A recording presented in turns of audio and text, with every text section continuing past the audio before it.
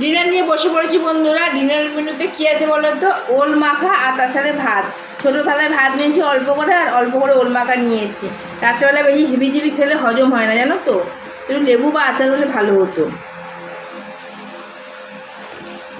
রাত্রেবেলা সিদ্ধ খেলে ঘুমটাও ভালো হয়, সকালবেলা শরীরটাও ভালো থাকে। যত বয়স তো বাড়ছে, তাই না?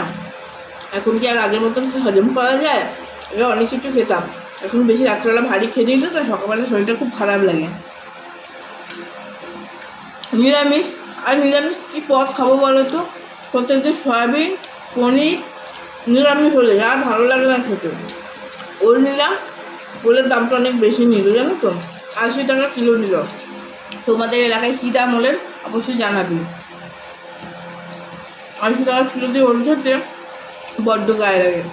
আমি ওল গাছ লাগিয়েছি, দেখিয়ে দেবো কত বড় ওল হয় আমার।